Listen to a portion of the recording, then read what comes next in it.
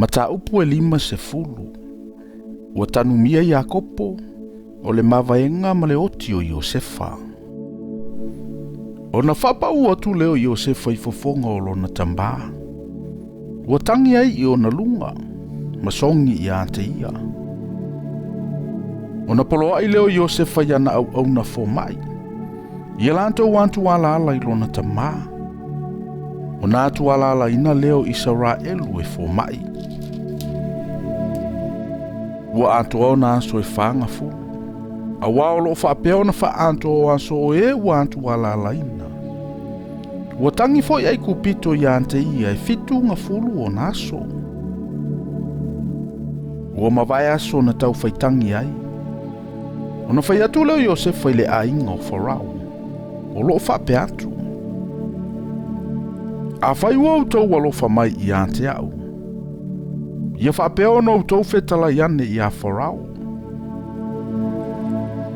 Na whai mailo uta mai I ante au o te tauto antu I ante ia. Ua whapea mai. Whauta o au nei o le a uoti. O le tuunga mauna o Elia mo ui le nu o kanana. O le mea lava lea e te tanu mia iau. O le nei. Sei tū mai ia a ualua e tanu I lo utama. Ona o foi mai lava lea. Ona fai mai leo Farao. Ina alua e ia. Ma tanu lo utama. Pe ona e tauto antu I ate ia. Ona alua e leo Iosefa ina ia tanu lo na tama. Na o ae foi fatasi mai ia au na uma o Farao. O toia ina o lo na ainga. Ma toia ina uma lava o le nu o ai kupito. Antoa ma le ainga uma o Iosefa. Ma o na uso. Ma le ainga o lo na tama. Na o tamaiti. Ma lafu ma moe ma povi.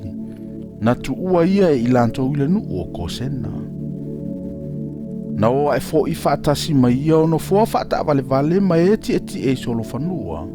Sa mantu anto o tele lava. Walanto wo o ile fale soli ai saito o atatu. O lo I talantu I oritana. O na lanto utau faitangi tu I ai lea I le tangi tu I matu ante le lava. Ua fai ai le whaanoa noa o na olona tama e fitu o naso. Ua iloa fo I e na nonofo I le nu o kanana. Le whaanoa noa I le fale soli ai saito o atatu. O na whapeane leo I lanto. O le whaanoa noa le nei o ai kupito e matu antele. O le mele ua ta ua ai le mea. A pela misarima. O loo I talatu o Ioritana. Ua whaia o nā tali I ante ia. E pei ona ia whetala iantu ia I lato. Awa ua ave ia o nā tali I le nu o kanana. Ma lato tanu mio ia I le ana I le whanua o makapelu. Na Faitauina mai e apera amo. Atoa ma le whanua. E whai matuunga mau mai a e Ferona. O le saheti. O loo I luma o mamere. Ona foi atu leo Iosefa I ai kupito. O ia, ma o nauso, ma I lato uma o e na o ae ma ia e tanu I lona tama. Ina ua uma o na tanu o lona tama.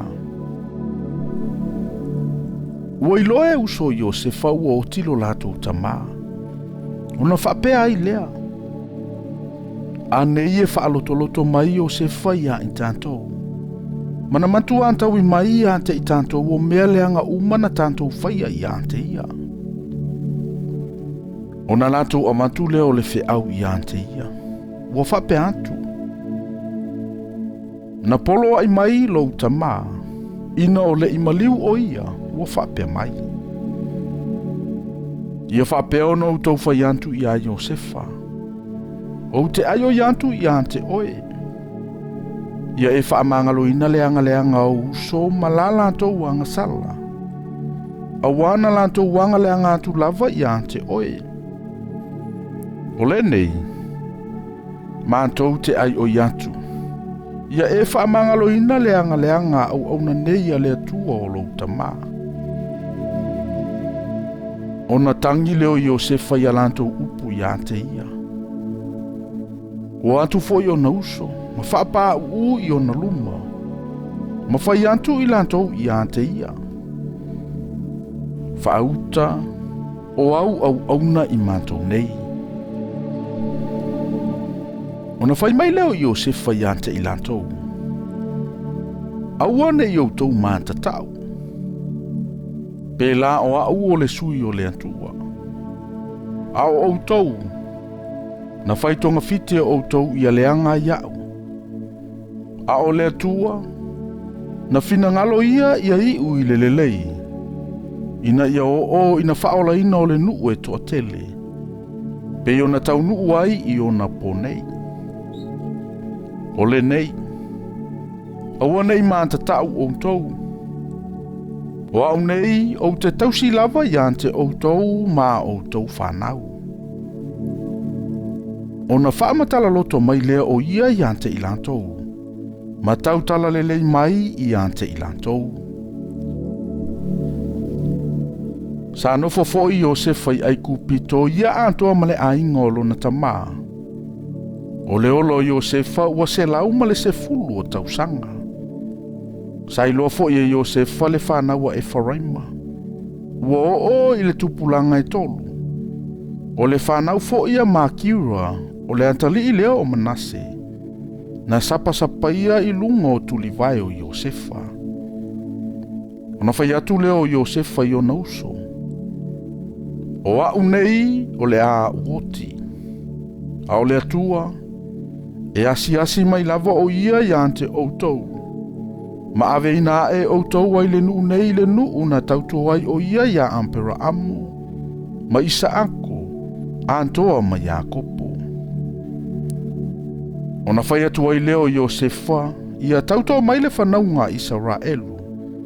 Ua whape atu. E asi mai lava le atua i ante outou. Tau te avae fo i o uivi ai le mea nei. O na oti leo Iosefa, ina ua antoa na tausanga e se lau ma le se fulu.